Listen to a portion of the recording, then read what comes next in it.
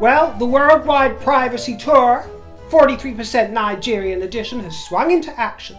And you know what, my dears? As I was collating my notes, as I was looking at the imagery, and I was considering the reaction of the Nigerian crowds, not the Nigerian people. Please understand this, because these groups you see were formed at the behest of the Nigerian government, who had the temerity to invite the Harkles to try and get them on side so that they can host Invictus in 2029. As I was looking through all of this, I was taking in the vision, this absurd vision of the Duke and Duchess garlanded and lauded and feted and offered a red carpet to climb upon. Not the same sort of welcome, by the way, that the King and Queen would be given, just in case you think that it would compare to a real royal welcome. No, it would not. If you've ever seen the welcome that Nigeria gives to real dignitaries, you will know that there is no comparison. But all the same, a red carpet was rolled out for the occasion, and praises have been sung as if they were angels, as if they were cherubs descending upon Nigeria. I was looking at the deferential atmosphere. Deferential! After all that Harry and Meghan are supposed to stand for. And I was looking at the utter vulgarity and the cheapness and the hypocrisy of the whole idea, which occurred to me quite graphically as I was looking at all of this, because I do try, understand my ideas, I try not to look at the world through a cynical lens, or at least this event through a cynical lens, because I'm aware that I am really rather cynical. And because I'm aware of it, I try not to be it without a bit of thought. But I'm afraid, I'm sorry to tell you, but the imagery that I was considering and encountering struck me as racist. As racist. And you know that I'm the last person to bandy that word about. Racist this, bigot that, it's become rather meaningless these days, hasn't it? And it's used as a weapon. So I don't like to brandish it without some real thought behind it and real logic. But this was instinctive, actually, as I was looking at the images that were coming together of this excursion on this so-called privacy tour. And racist was one word that came to mind, and also white saviour, white saviourhood, that issue, that sprang to mind. If this doesn't epitomise white saviourhood, exactly what does? Exactly what does? How is this any more acceptable than the tour to Jamaica that William Catherine made that received criticism? You know, if that was poorly judged, how about this? Are you telling me that they get a pass, the Harkles get a pass simply because Rachel Ragland can trace her lineage back to Africa? Can't we all, Jer? Can't we all? I ask you. And that sight of seeing some of these younger children that didn't know who they were, that suddenly have this middle-aged couple planted in front of them, these alien creatures, and they're supposed to look at them in awe and have chats with them and shower them with all kinds of affection. They're completely irrelevant to their lives. But let's get stuck into the wardrobe. And I did try to find some nice things about it, but I was hard-pressed to do so. I've got to tell you, I try to be fair. You know I do. And I am fair in my reviews of this kind of nature. But try as I might, I'm afraid it was a great big belly flop. I did, however, like the colour of Harry's suit. There you are. There's something nice, which was rather green. It had a green hue to it. They were trying to resemble the colours of the Nigerian flag. Harry with a green hue and Meghan in her white. I tried to give her a very fair go, but I can't pretend to have enjoyed that Travolta number by Alcia Zara that she was wearing in white. I don't know if it's exactly the same as one she's worn before, but she's worn similar, hasn't she, to that sort of number, that Travolta affair. She doesn't do it like Catherine, let's put it that way, does she? She was all legs with no bust. All legs and no bust. And this isn't about body shaming. We've all got our bits and bobs that should be accentuated or distracted from.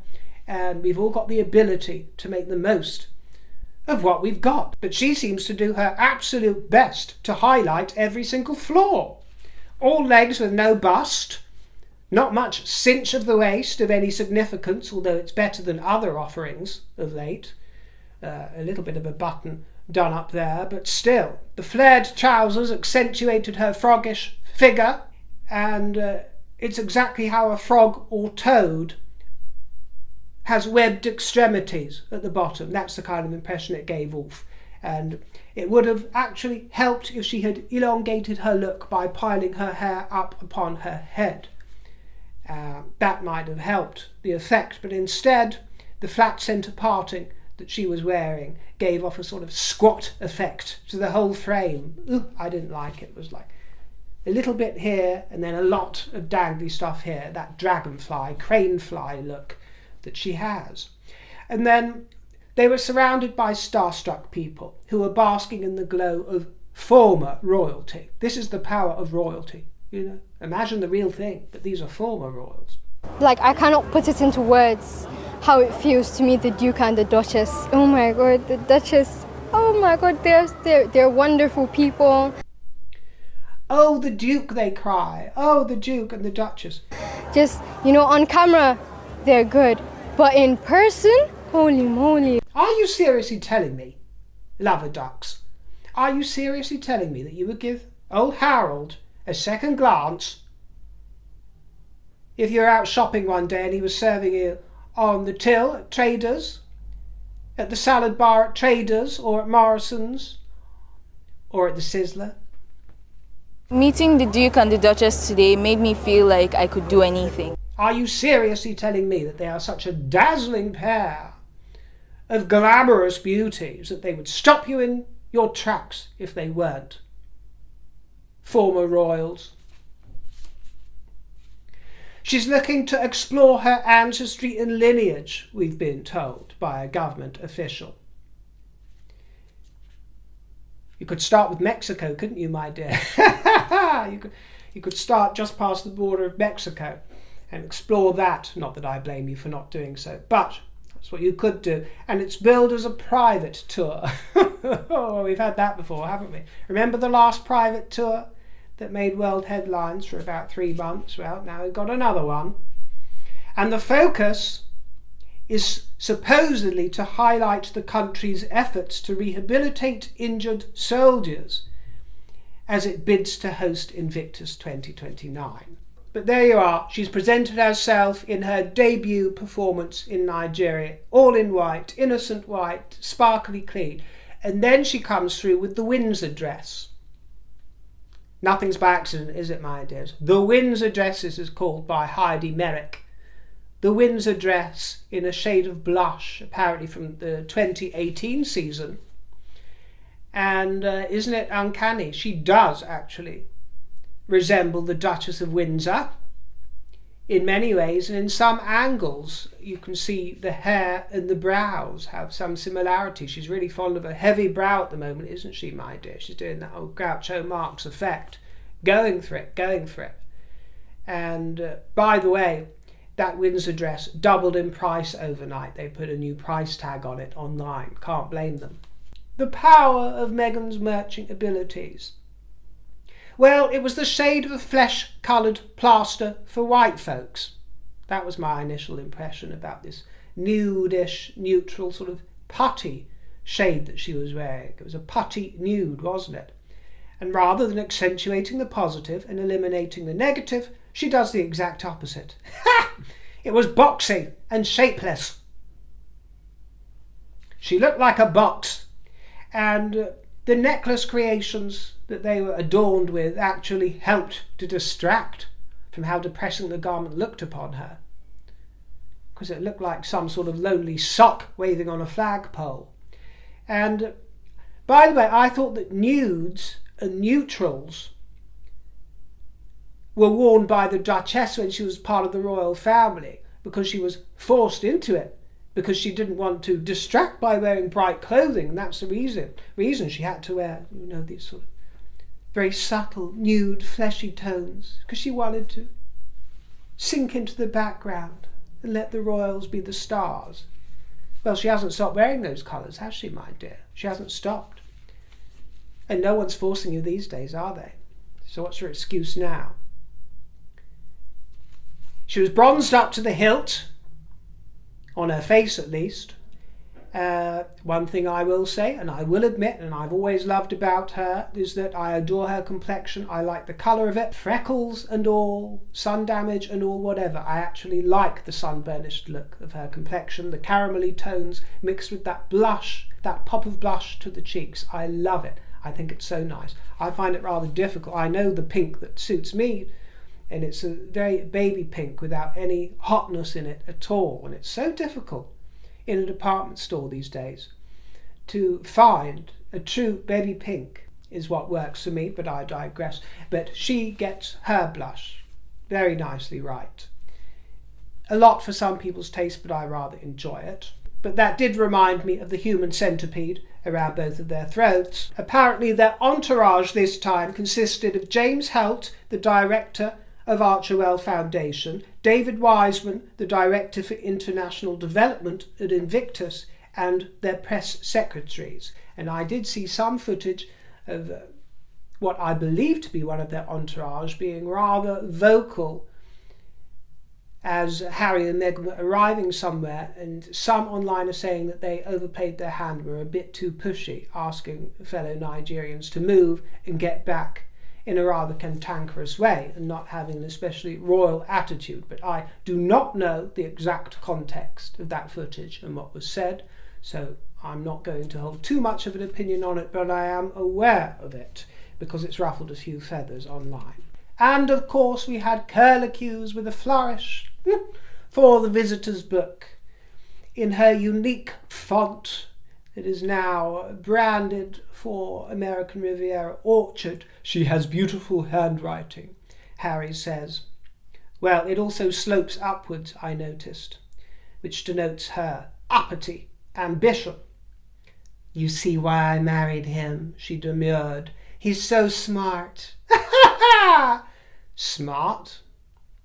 Well, we knew it wasn't his looks that you fell for, Meghan, but don't tell me that it's his smarts. Don't pee on my leg and tell me it's raining, my dear. It was his lineage. It was his lineage you were after, and now you're after the lineage of Nigeria and chasing that. And anyone in the crowd who was waxing lyrical about how gorgeous Meghan is and how glorious she looked need to familiarise themselves with the world of drag, because all the answers are there, my dear. Although she doesn't take a tip when it comes to the wardrobe, with a bit of cinching and a bit of pinching and a bit of elevating, she takes no tips from the world of drag. So if you approve of the natural look with no scaffolding, then she's succeeding with aplomb. Congratulations, my dear. It's that body positivity movement, isn't it? But if you're a little bit more old-fashioned like me and you think that nature can use a helping hand here or there, why not? For elevation and distraction and detraction, then I'm afraid she fails miserably. But familiarise yourself with the world of drag, youngsters, because, well, they are familiarised with it because it's shoved down their throats, so they should know better. But we can all draw on lashes and brows, as she is doing so heavy-handedly at the moment. We can all scribble on the brows and glue on our lashes and daub our cheeks with rosy blush and chuck on a pair of false teeth and a weave and dazzle the crowds. Isn't she stunning? I'm surprised that girl doesn't hire somebody to run around after her with a ring light.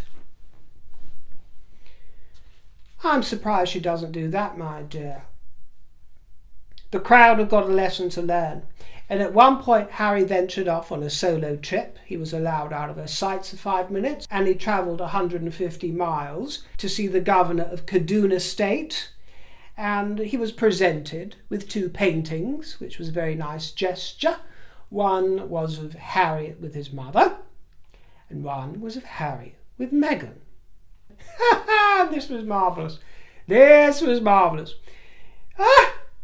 This is pure comedy, isn't it? I'm sorry, but I think it's an insult to the rest of the people of Nigeria. But he was adorned with a traditional waistcoat and hula cap. I believe it's known as the Borboriga, father of the robe.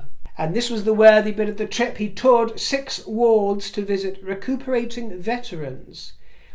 And I'm sure that's very nice. We all know that there are good aspects, positive aspects to the trip. Invictus, I believe, is a very good cause, essentially. And some of them, I'm sure, are pleased to see him. But there have been questions asked about that ward and some of the photographs from it. I'm not suggesting anything wrong's going on, but people have noted that there were no IVs. There was nothing other, really, than a few men wearing scrubs lying in bed, but none of the usual sort of oxygen equipment you might expect to see in that sort of ward. No bedding, just lounging around there with nothing else, no food on the table at all, nothing that really looked authentic to some people's eyes, but I'll leave you with that quiz. And then it was off to a volleyball exhibition match, and they certainly were making an exhibition of themselves, my dear. "Oh, I'm in Africa," she says. "Oh, I'm in Africa, so where's my animal print? Where's my animal print? We're in Africa, and I'm 43%. So I want to get my safari gear, and I want to wear animal print, and I want my big symbol earrings. Where's my big symbol earrings for Africa? And have you got any necklaces made out of saber-tooth necklaces? My Fred Flintstone fancy dress costume. And while you're at it, get on the phone to Ngozi Fulani." Is Marlene available? Is she taking calls at the moment? Or Ngozi? Get on the phone to her. She'll rustle something up for me. But Prince Harry has already been receiving some criticism for his presidential style. That is how it's being perceived. This presidential style that he todges in and todges out, trying to upstage his brother constantly, and his father. And because he's being put on the front pages and making a stir, he actually thinks he's doing it. He actually thinks he's succeeding. It's not dawning upon him that he's just being used by the Nigerian government and by the paper editors to make some coin. It's not because they take him seriously as a world statesman or a world leader or anything of the sort. He's the husband of a soap actress, lover girls and lover boys. I would be curious to hear from my Nigerian fruits, because I have viewers from all over the globe, including Nigeria.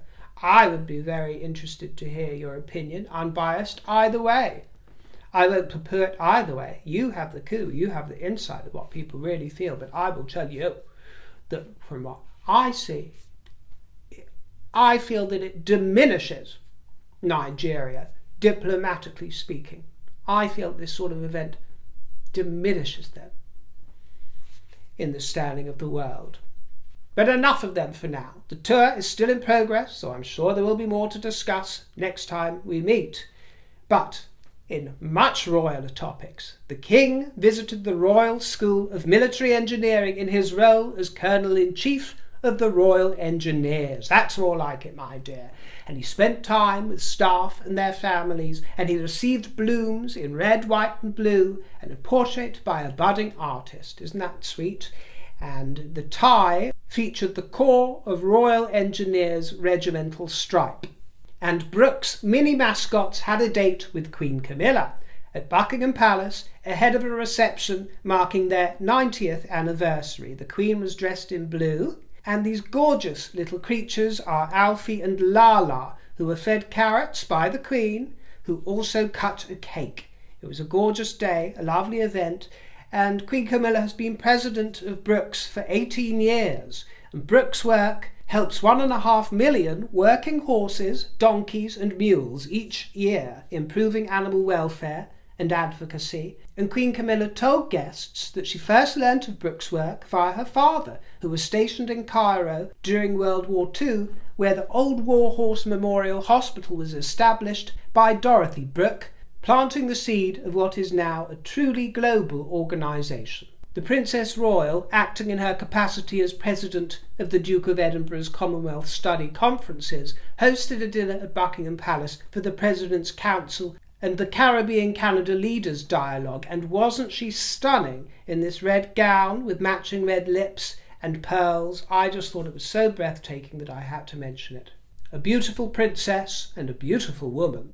The Duke of Cornwall spent time on his duchy, arriving on a clear and bright day, so gorgeous with that particular light of the location, and he was smart and eager and took an informal briefing on his housing initiative to benefit the homeless.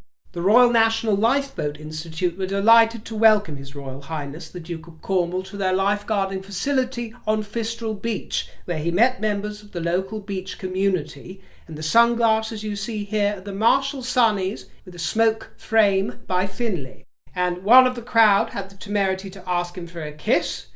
"Can I have a kiss, William?" she said. "Can I have a kiss, William?" I ask you. Yes, I do have a sense of humour, but you are speaking to a future king. What can we do, my dears? There's no point me objecting to it, but I still will. I didn't really appreciate that love. Oh, I know he's irresistible. We know he's Big Willie, but really, this is the future king. "Can I have a kiss, William?" Not even Prince William. "Can I have a kiss?" Honestly. "Can I?" "Oh, go on, Wills. Oh, go on, Billy boy. Give us a kiss. Plant us a smackaroo. Give us a kiss." But what are they going to be asking him for next? A shag? I think this is what's round the corner. Go on, Willie, and give us a shag. You know you want to. Get your leg over, boy. I can see that coming. It'll probably be me asking. But hey, I'm not too pure to be pink, so I'm allowed. But seriously now, my lovey, seriously. Is this the Kiss Me Quick parade at Brighton? Or at Skegness, some sort of Kiss Me Quick seaside special at Brighton Pier? I ask you. Anyway, he skipped over to the Isles of Scilly, and he met with some children there. Many of them were rather shy, and he was wonderful with them. Wonderful with them. They were asking what his favourite colour was, and he said maybe blue, and he also rather likes red. But he had a lovely little walkabout, and was very chatty with everyone, meeting them at the local cafe, and he toured the only hospital on the Isles of Scilly, and he was asked about Catherine, and he said, "She's doing well. She's doing well," that's what he said. And he learned about the major building project going on to improve facilities that's being constructed on his duchy. The Duchess of Edinburgh was at the headquarters of Seen and Heard to open their pop-up museum, kind of like Fantastic. She was rubbing shoulders with patrons and playwrights, and she was wearing a Sophie Hasberg clutch in orange, which I thought was rather delicious with a sort of retro vibe, and the dress was by Me and M, a satin graphic tulip print maxi. And she also made an appearance at the CMI Women's Conference in her role as patron. CMI works with businesses and educational institutions to inspire people to become skilled, confident and successful managers and leaders. This is the sort of affair that Meghan Markle could benefit from, and the sort of affair that dishes out useful, educated advice, rather than her sort of tutelage. And Harry's tutelage. He thinks that being a director and a chief impact officer involves clutching a black folder under his arm and toddling about.